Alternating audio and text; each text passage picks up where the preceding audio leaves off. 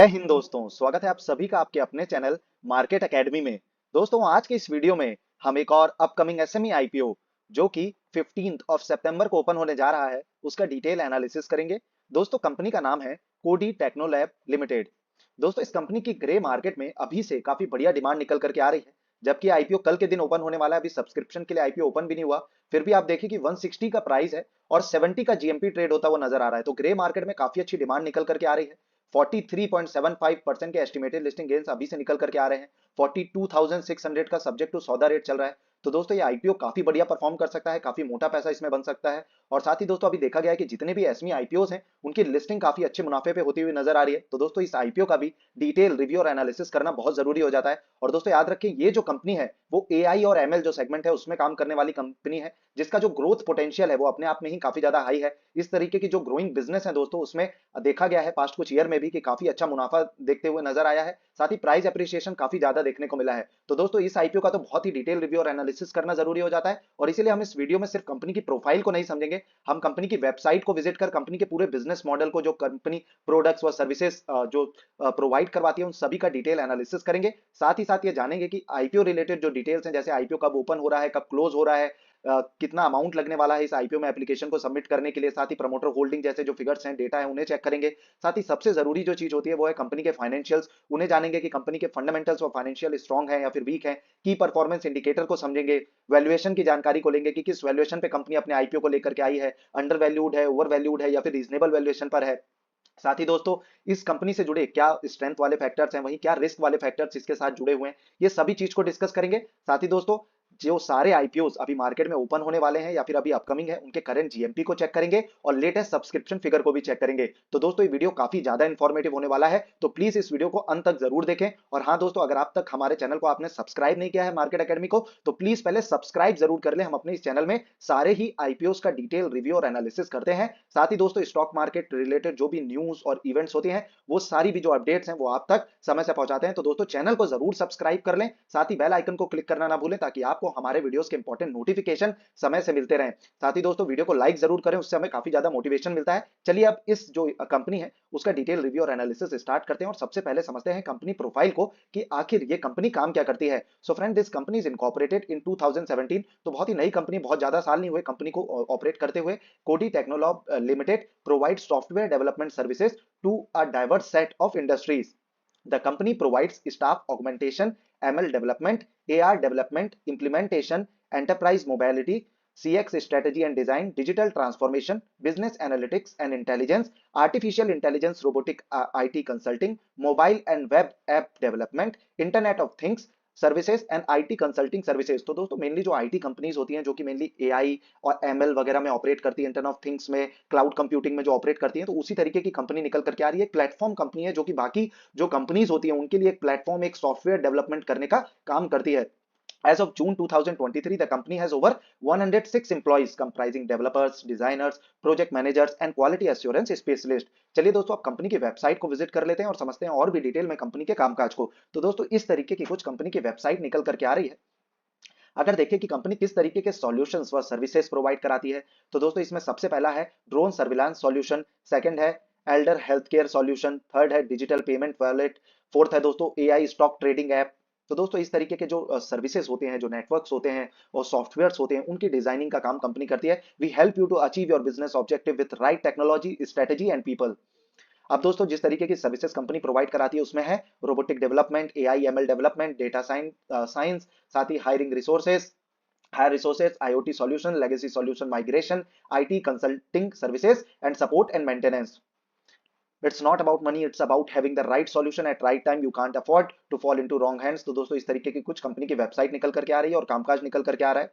Design that make solution. तो दोस्तों, mainly जो सॉल्यूशंस होते हैं, जो सर्विसेज होती हैं, वो कंपनी प्रोवाइड कराती है। अब कंपनी के क्लाइंट्स की अगर बात करें कि किन क्लाइंट्स के साथ कंपनी टाई अप है, तो इसमें आप देख सकते हैं अडानी भी है, एचएसबीसी भी है, कॉइन डीसीएक्स भी है, तो दोस्तों काफी रेपुटेड क्लाइंट्स कंपनी के क्लाइंट बेस में शामिल हैं, जो कि काफी पॉजिटिव बनाता है इस कंपनी को। अब चलिए और भी डिटेल्स में कंपनी जो ऑफरिंग्स देती है उसको समझ लेते हैं। तो इसमें सबसे पहले staff augmentation, AI development, ML development, mobile app development, जो मोबाइल के ऐप वगैरह होते हैं उनके डेवलपमेंट का काम, जो वेब डेवलपमेंट होता है, साइट डेवलप की जाती है, वेबसाइट्स वगैरह वो डेवलप करने का काम होता है। और साथ ही बाकी जो एआई फैसिलिटीज होती हैं जो कि कंपनी के प्लेटफॉर्म बेसिस पे जरूरत होती है, वो सारी AI, ML, even robotics field में भी कंपनी है, ड्रोन से रिलेटेड सॉल्यूशंस भी प्रोवाइड कराती है। तो जो भी हाईटेक डेवलप्ड जो आप कह सकते हैं डिजिटलाइज्ड सर्विसेज हैं, वो सारी कंपनी प्रोवाइड करा रही है। तो इसीलिए मैं कह रहा हूं दोस्तों, इस तरीके की जो कंपनी होता है उनका जो ग्रोथ का पोटेंशियल है वो काफी ज्यादा हाई है। इवन देखा गया है दोस्तों, जो भी कंपनीज अभी इस समय रोबोटिक्स रिलेटेड, ड्रोन रिलेटेड या एआई या एमएल पे काम करती हैं, उन सभी में काफी अच्छा प्राइस एप्रिसिएशन देखने को मिला है। तो ये कंपनी भी काफी अच्छा परफॉर्म कर सकती है, लिस्टिंग डे पर ही काफी मोटा पैसा बना करके दे सकती है। वहीं दोस्तों जो बाकी सर्विसेज कंपनी प्रोवाइड कराती है, इसमें है quality assurance, emerging technologies, IT consulting services भी कंपनी प्रोवाइड कराती है। चलिए दोस्तों अब आईपीओ रिलेटेड बाकी डिटेल्स को डिस्कस कर लेते हैं। आईपीओ दोस्तों 15 ऑफ सितंबर को ओपन होने वाला है। 20 ऑफ सितंबर आईपीओ की क्लोजिंग डेट रहने वाली है। अलॉटमेंट की जानकारी आपको लगेगी 25 ऑफ सितंबर को। वहीं दोस्तों अगर आपको अलॉटमेंट नहीं मिलता तो 26 ऑफ सितंबर को आपके जो पैसे हैं वो आपको रिफंड कर दिए जाएंगे। और अगर आपको अलॉटमेंट मिल जाता है तो 27 ऑफ सितंबर को आपके शेयर्स आपके डीमैट अकाउंट में क्रेडिट कर दिए जाएंगे। वहीं इसकी जो लिस्टिंग है वो 28 ऑफ सितंबर को देखने को मिलने वाली है। अगर फेस वैल्यू की बात करें, 10 रुपए पर शेयर की फेस वैल्यू डिसाइड की गई है। प्राइस 160 पर शेयर का है। अब दोस्तों इसमें कोई प्राइस बैंड नहीं है, फिक्स्ड इशू प्राइस ये आईपीओ है, तो इसमें 160 पर ही आपको अप्लाई करना है। लॉट साइज की बात करें, 800 शेयर्स का एक लॉट है। अब दोस्तों क्योंकि एक एसमी कैटेगरी का आईपीओ और एसमी आईपीओ से रिलेटेड लोगों के मन में काफी सारे डाउट्स हैं, तो दोस्तों जो लॉट साइज होता है एसमी आईपीओ में काफी एक मेजर रोल प्ले करता है। क्योंकि फर्दर मान लीजिए कि आपको ये आईपीओ अलॉट हो जाता है, 800 शेयर्स अलॉट हो जाते हैं, आपने एक ही लॉट के लिए अप्लाई किया हुआ है। तो जब आपको ये 800 शेयर्स और एक लॉट अलॉट हो जाएगा, तो जब आप इसको सेल करने जाएंगे तो इसमें ऐसा नहीं कि आप 200 या 400 शेयर्स को सेल कर सकते हैं। इसमें आपको पूरे एक लॉट को ही सेल करना होगा। और अगर आप फर्दर इसकी लिस्टिंग के बाद इसे बाय करना चाहते हैं तो लॉट में ही बाइंग होती है, 800 के मल्टीपल्स में ही बाइंग होगी। ऐसा नहीं कि आप इसमें एक या दो शेयर को बाय या फिर सेल कर सकते हैं। एसमी आईपीओ जो ये कैटेगरी है पूरे एसमी आईपीओ की, इसकी जो लिस्टिंग भी है वो एनएससी इमर्ज और बीएससी एसमी में होती है, जो कि एक अलग से प्लेटफॉर्म है, नॉर्मल बीएससी और एनएससी से अलग है, एक अलग कैटेगरी का ये आईपीओ होता है। लॉट में ट्रेडिंग होती है और एक लॉट 1 लाख से ज्यादा का होता है। जहां दोस्तों बाकी जो मेनलाइन आईपीओ होते हैं उनमें अगर आप रिटेल कैटेगरी से अप्लाई करते हैं तो 14 से 15 हजार का अमाउंट लगता है। वहीं दोस्तों एसमी आईपीओ में अगर आप अप्लाई करते हैं तो आपको 1 लाख से ज्यादा का अमाउंट लगता है। और फर्दर जब आप इसकी बाइंग या फिर सेलिंग या ट्रेड करना चाहते हैं, इनिशिएट करना चाहते हैं, तो आपको लॉट में ही ट्रेडिंग करनी होगी। बाकी दोस्तों अगर आप एसमी आईपीओ को और भी डिटेल में समझना चाहते हैं, कोई भी क्वेरी आपके मन में रह गई है एसमी आईपीओ से रिलेटेड कि ये मेनलाइन आईपीओ से किस तरीके से अलग होते हैं, किस तरीके से अप्लाई किया जाता है, क्या रिस्क जुड़ी हुई होती है, कितना पैसा बनता है, किस तरीके से किसी एसमी कैटेगरी की जो कंपनी है उसको एनालाइज किया जाता है, वो सब कोई फैक्टर्स जो है उसे समझने के लिए आप आई बटन पे क्लिक कर इस वीडियो को जरूर देखें। उसके बाद आपको एसमी आईपीओ से रिलेटेड कोई भी डाउट नहीं रहेगा। पर दोस्तों एक इस वीडियो के बाद भी मेरे पास बहुत बार डाउट आया कि किस तरीके से एसमी आईपीओ को सेल किया जाता है, उसका एक लाइव प्रोसेस आप प्लीज अपडेट करके दिखाएं। तो दोस्तों इस वीडियो में हमने दिखाया है कि how to sell SME IPO in pre open market. अब दोस्तों जैसा कि मैंने आपको बताया था कि किसी भी एसमी आईपीओ को लॉट में ही ट्रेड किया जाता है, मतलब लॉट में ही बाइंग या फिर सेलिंग होती है। तो जब आप एसमी आईपीओ को कई बार सेल करने जाएंगे तो उसमें लिक्विडिटी का जो इशू है उसका सामना करना पड़ता है। अब वो किस वजह से करना पड़ता है, क्योंकि एक लॉट 1 लाख से ज्यादा के अमाउंट का होता है। तो कई बार जो होते हैं काफी अच्छी डिमांड जरूर होती है, पर बायर्स निकल करके नहीं आते, क्योंकि जो वैल्यू है वो काफी हाई है मेनलाइन कैटेगरी के आईपीओ के मुकाबले, और काफी सारे shares at a time buy या फिर सेल करने होते हैं, पूरा lot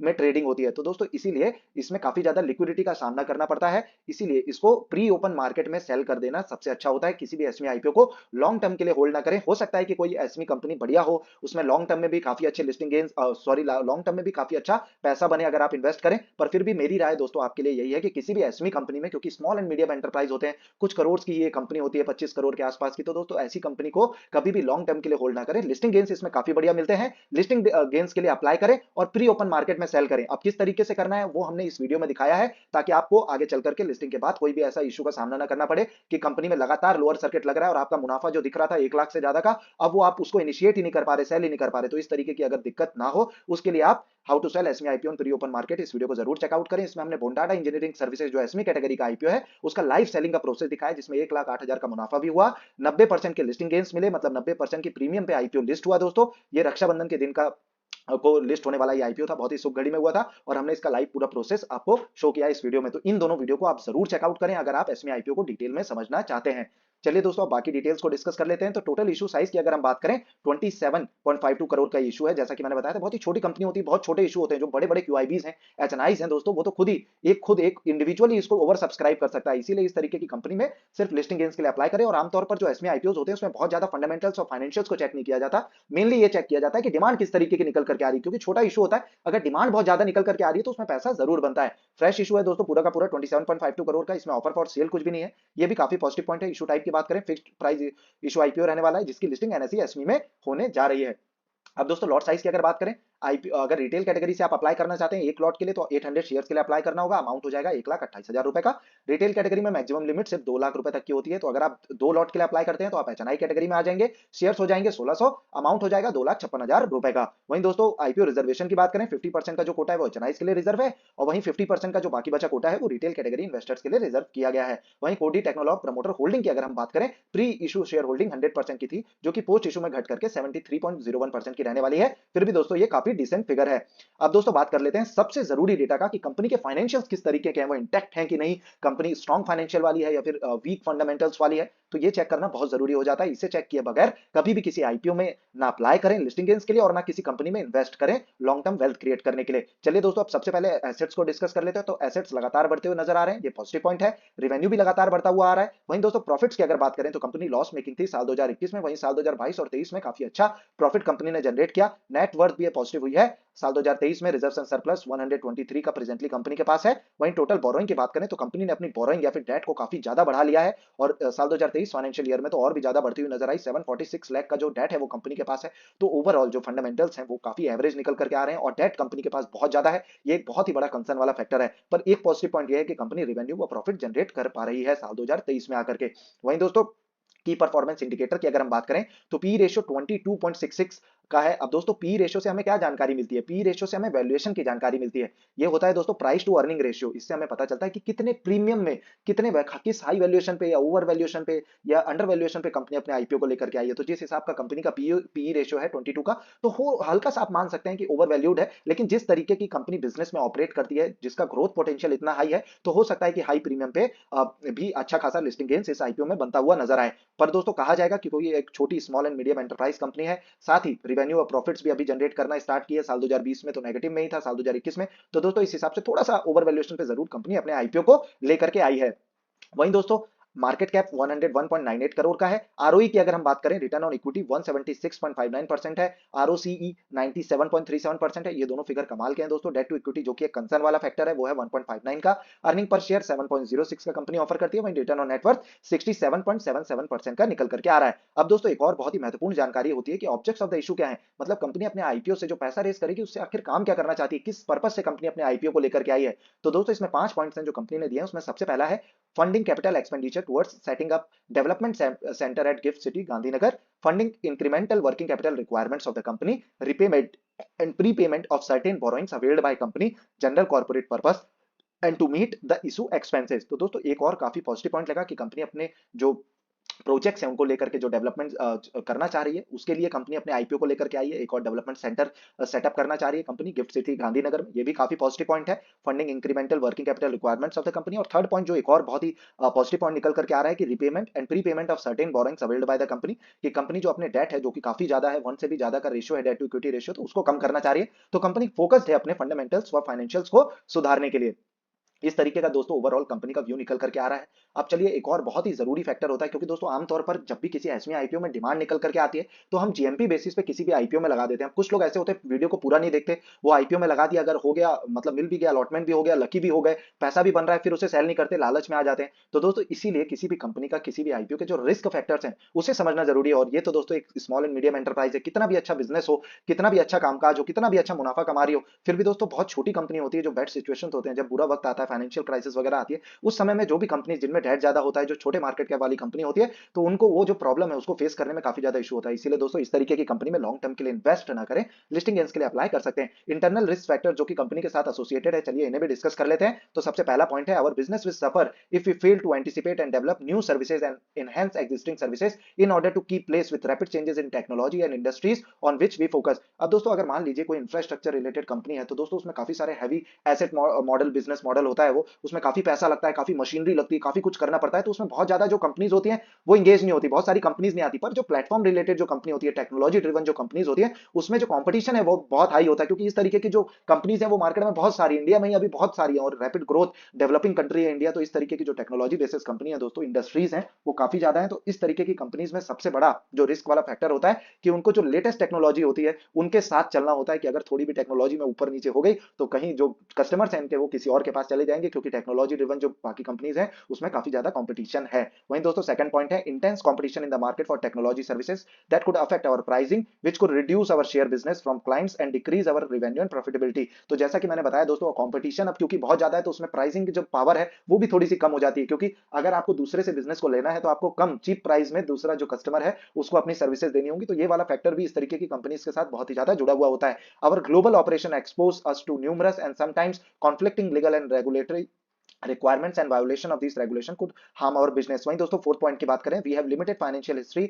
of our prior period financial result may not accurately present our future financial performance। वहीं दोस्तों फिफ्थ पॉइंट की बात करें, failure to offer customer support in timely and effective manner may adverse affect our relationship with our customer।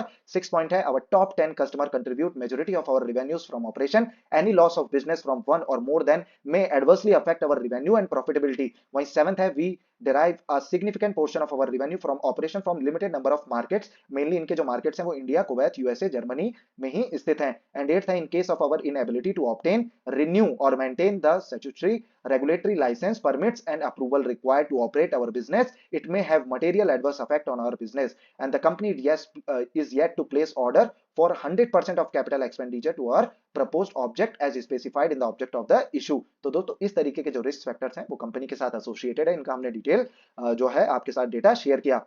अब दोस्तों चलिए इसके जो जीएमपी है उसको चेक कर लेते हैं। अब दोस्तों जीएमपी क्या होता है? जीएमपी होता है ग्रे मार्केट प्रीमियम। इससे हमें पता लगता है कि ग्रे मार्केट में आईपीओ की कितनी डिमांड निकल करके आ रही है, और उसी से ये भी आइडिया लगता है कि कितने लिस्टिंग गेन्स कंपनी बना करके दे सकती है। अगर कोडी टेक्नोलैब की बात करें, 70 का जीएमपी चल रहा है, इस हिसाब से एस्टिमेटेड लिस्टिंग गेन्स 43.75% के हैं, 42,600 का सब्जेक्ट टू सौदा रेट है। ये आईपीओ 20 सितंबर तक ओपन रहेगा। दोस्तों फाइनल डिसीजन 19 या फिर 20 को ले on the basis of subscription figure, की सब्सक्रिप्शन किस तरीके का निकल करके आ रहा है। हम अपने चैनल के माध्यम से सारे हर दिन जितने भी आईपीओ होते हैं इनका सब्सक्रिप्शन फिगर, जीएमपी आपको बताते हैं, तो चैनल को इसलिए जरूर सब्सक्राइब करें, लेटेस्ट जानकारी आपको अपने इस चैनल पर मिलती है। बाकी दोस्तों 20 सितंबर को अगर ये सब्सक्रिप्शन काफी अच्छा निकल करके आ रहा है, जीएमपी उस समय तक फ्लक्चुएट नहीं हो रहा है और आगे बढ़ता हुआ नजर आ रहा है, जीएमपी बढ़ता हुआ नजर आ रहा है, तभी किसी आईपीओ में लगाएं। इसमें आईपीओ में अगर 20% से नीचे का जीएमपी तो नेगेटिव भी लिस्ट हो सकता है, इस तरीके की कंपनी में ना लगाएं। अगर अच्छा जीएमपी बढ़ता है, सब्सक्रिप्शन अच्छा निकल करके आता है, बाकी डेटा सब कुछ हमने चेक किया, बिजनेस वगैरह बढ़िया है, ये सब कुछ देख करके दोस्तों बाकी हम अपना जो फाइनल डिसीजन है वो भी अपनी कम्युनिटी पोस्ट में, जो कि फ्री ऑफ कॉस्ट है, सिर्फ आपको चैनल को सब्सक्राइब करना है, उसमें आपको अपडेट करते रहते हैं।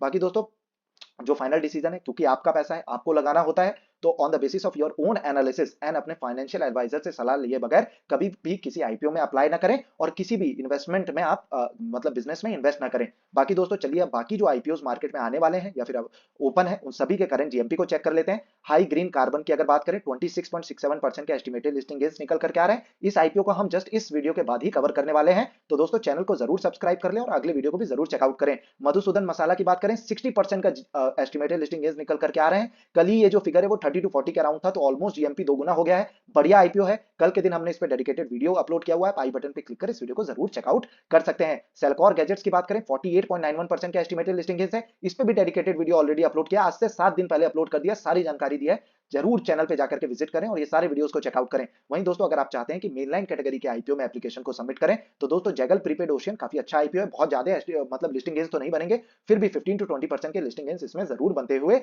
नजर आ सकते हैं। इन सभी आईपीओस पे हमने ऑलरेडी वीडियो पोस्ट किया हुआ है। सामी होटल्स का 9.52% के एस्टिमेटेड लिस्टिंग गेन्स है, आरआर केबल के 8.70% के हैं, कुंदन एडिफस जिसका कल के दिन आखिरी दिन रहने वाला है दोस्तों, 24.18% के एस्टिमेटेड लिस्टिंग गेन्स है। चावड़ा इंफ्रा आज ही के दिन क्लोज होने वाला है, बेहतरीन एसएमई कैटेगरी का आईपीओ है, काफी बढ़िया लिस्टिंग गेन्स नजर आ रहे हैं 92.31% के, इसमें जरूर आप अप्लाई कर सकते हैं। ईएमएस आईपीओ में 45.97% के एस्टिमेटेड लिस्टिंग गेन्स नजर आ रहे हैं। यूनी हेल्थ कंसल्टेंसी में 15.15% के, जीवन राम में 69.57% के, मैजन बॉल्स में 88.24% के, काहान पैकेजिंग दोस्तों इसका अलॉटमेंट स्टेटस ऑलरेडी आउट हो चुका है। आप पूर्वा शेयर जो कि एक इसका ऑफिशियल रजिस्ट्रार है उसकी वेबसाइट पे जाकर के आप अपने अलॉटमेंट स्टेटस को चेकआउट कर सकते हैं। 90% के एस्टिमेटेड लिस्टिंग गेंस निकल करके आ रहे हैं और जितना इसका सब्सक्रिप्शन निकल करके आया हो सकता है दोस्तों इसकी लिस्टिंग और भी अच्छे मुनाफे में होती हुई नजर आए। वहीं जुपिटर लाइफलाइन की अगर बात करें 30.61% के एस्टिमेटेड लिस्टिंग गेंस निकल करके आ रहे हैं। इस आईपीओ के अलॉटमेंट स्टेटस को चेकआउट करने के लिए आप के फिनटेक जो कि इसका ऑफिशियल रजिस्ट्रार है उसकी वेबसाइट को विजिट कर सकते हैं। अब दोस्तों चलिए अब करंट जो लाइव सब्सक्रिप्शन फिगर्स हैं उन्हें भी चेकआउट कर लेते हैं कि आज के दिन किस तरीके का सब्सक्रिप्शन निकल करके आ रहा है। जैगल प्रीपेड की अगर दोस्तों हम बात करें 0.19 टाइम ओवर सब्सक्राइब हुआ है, मतलब ओवर सब्सक्राइब किया हुआ है, सब्सक्रिप्शन निकल करके आया है। Shami hotel 0.07 times. Kundan edifice में काफी अच्छा सब्सक्रिप्शन निकल करके आ रहा है। कल के दिन आखिरी डेट रहने वाली है, हो सकता है कि और भी ज्यादा सब्सक्रिप्शन मैसेज निकल करके आए। 9.17 टाइम ओवर सब्सक्राइब हुआ है। आरआर केबल की बात करें तो 1.37 टाइम्स। वहीं चावड़ा इंफ्रा दोस्तों काफी बढ़िया एसएमई कैटेगरी का आईपीओ, आज के दिन क्लोजिंग है 179.32 टाइम ये ओवर सब्सक्राइब हो चुका है। चलिए दोस्तों अब ये सारी बातें तो हो गई आईपीओ रिलेटेड। अब दोस्तों हम अपने इस चैनल में सिर्फ आईपीओ की ही जानकारी नहीं, सारी जानकारी जो भी आपको स्टॉक मार्केट रिलेटेड चाहिए होती है, जैसे अगर आप स्टॉक मार्केट में नए हैं तो आप बेसिक्स ऑफ स्टॉक मार्केट को सीखना चाहते हैं कि स्टॉक मार्केट आखिर होता क्या है, इसमें किस तरीके से पैसे लगाए जाते हैं, किस तरीके से स्टॉक मार्केट काम करता है, तो आप share market basics for beginners की सीरीज को चेकआउट कर सकते हैं। म्यूचुअल फंड्स में अगर आप एसआईपी करना चाहते हैं, एसआईपी के बारे में सीखना चाहते हैं, किस तरीके से म्यूचुअल फंड को डिसाइड किया जाता है, सिलेक्ट किया जाता है, top mutual funds in India कौन कौन से उसे समझना चाहते हैं डिटेल में और किस तरीके से अप्लाई किया जाता है, किस तरीके से एसआईपी की जाती है, तो आप इस प्लेलिस्ट को चेकआउट कर सकते हैं। वहीं दोस्तों एक और हमारी प्लेलिस्ट है फंडामेंटल एनालिसिस की। अब दोस्तों होता क्या है कि आईपीओ से आपको पैसा जरूर बनता है, एसएमई आईपीओ में आपको लाखों रुपए का भी फायदा होता है, मुनाफा होता है। मेनलाइन कैटेगरी आईपीओ में अगर आप एचएनआई कैटेगरी से लगाते हैं तो लाखों रुपए मिलते हैं, रिटेल कैटेगरी से कुछ हजार रुपए मिलते हैं, मुनाफा होता है। इससे आप रिच भी हो सकते हैं अगर आप लगातार लगाते हैं। लेकिन अगर आपको लॉन्ग टर्म में वेल्दी बने रहना है, वेल्दी बनना है, तो दोस्तों उसका एक ही तरीका है कि आप इन्वेस्टमेंट करें और ऐसे बिजनेस में करें जो कि स्ट्रॉन्ग फंडामेंटल वाला हो। तो दोस्तों उसके लिए आप फंडामेंटल एनालिसिस की इस प्लेलिस्ट को जरूर चेकआउट करें। इसमें हमने बहुत ही सिंपल लैंग्वेज में स्टेप बाय स्टेप आपको बताया है कि किस तरीके से जो बिजनेस होते हैं, स्टॉक्स होते हैं, कंपनीज होती हैं, उनका फंडामेंटल एनालिसिस किया जाता है, कौन कौन से ऐसे रेशियोज होते हैं, किस वैल्यूएशन पैरामीटर्स पे उन्हें चेक किया जाता है, किस तरीके से उनके मैनेजमेंट को चेक करना है, किस तरीके से फाइनेंशियल रेशियोज चेक करने, पूरा डिटेल डिस्क्रिप्शन है दोस्तों, फ्री ऑफ कोर्स इसको हमने अपने जो प्लेलिस्ट है उसमें अपलोड किया हुआ है। तो प्लीज इसे कॉपी पेन लेकर के बैठे, थोड़ा सा समय देना होता है स्टॉक मार्केट में। ऐसा नहीं है कि आप सिर्फ किसी में अप्लाई किए जा रहे हैं, टिप्स पे स्टॉक को बाय कर रहे हैं और उसमें आपका पैसा बनेगा। आपका पैसा एक दिन बनेगा, अगले दिन पूरा चला जाएगा। 95 टू 99% लोग सच में दोस्तों स्टॉक मार्केट में मनी को लूज ही करते हैं। तो इस तरीके की चीजों से बचने के लिए और अपनी साइकोलॉजी व सही तरीके से स्टॉक मार्केट में बने रहने के लिए फंडामेंटल एनालिसिस, टेक्निकल एनालिसिस की जो हमारी प्लेलिस्ट है इन्हें जरूर चेकआउट करें, हमारे चैनल को विजिट करें और इन्हें पूरा देखें। साथ ही अगर आप अपनी साइकोलॉजी को डेवलप करना चाहते हैं और दोस्तों जो फाइनेंस रिलेटेड जो किताबें हैं उनकी समरी पढ़ना चाहते हैं, आप बुक्स पढ़ने में इंटरेस्टेड नहीं है, तो दोस्तों इन समरी को सुन सकते हैं, रिच डैड पुअर डैड की, द इंटेलिजेंट इन्वेस्टर की। साथ ही सही तरीके से अपने साइकोलॉजी को डेवलप करने के लिए एटॉमिक हैबिट्स की इस प्लेलिस्ट को भी और इस समरी को भी आप जरूर चेकआउट कर सकते हैं। बाकी दोस्तों ऑप्शन रिलेटेड सारी जो तरीके हैं, जो तौर तरीके हैं, ऑप्शन ट्रेडिंग किस तरीके से की जाती है उसे समझने के लिए, डेली मार्केट अपडेट के लिए, निफ्टी वीकली व्यू या आईपीओ एनालिसिस के लिए दोस्तों आप देखें कि सारे ही आईपीओ का डिटेल रिव्यू और एनालिसिस हम अपने इस चैनल पे करते हैं। अभी तक जितने भी आईपीओ अभी अपकमिंग है, चाहे वो हॉलमार्क ऑप्टो मैकेट्रॉनिक्स आईपीओ हो, सुधा मसाला हो, जैगल प्रीपेड ओशियन हो, बाकी दोस्तों आईपीओ के करंट जीएमपी बताना, मैं खुद किस में इन्वेस्ट कर रहा हूं, किस तरीके से कर रहा हूं, वो सारी जानकारी भी इसी में है। RR Kabel IPO, Cellecor gadgets, Uni health consultancy, Kundan edifice, मैजन बॉल्स, चावड़ा इंफ्रा, ईएमएस लिमिटेड, दोस्तों सारे ही आईपीओ का डिटेल रिव्यू एनालिसिस भी हम अपने चैनल पे पोस्ट करते हैं। तो आप चैनल को जरूर सब्सक्राइब कर लें। अपने जो बाकी दोस्त हैं जो कि स्टॉक मार्केट में इन्वेस्ट करते हैं, आईपीओ में अप्लाई करते हैं, उनको सही तरीका बताने के लिए दोस्तों आप ये जो लिंक है वीडियो की उनके साथ शेयर कर सकते हैं, चैनल के बारे में बता सकते हैं। बाकी दोस्तों साथ में बैठकर अपने दोस्तों के साथ अगर आप fundamental analysis, technical analysis, basics of option trading वगैरह की प्लेलिस्ट चेकआउट करेंगे तो आप डिस्कस करके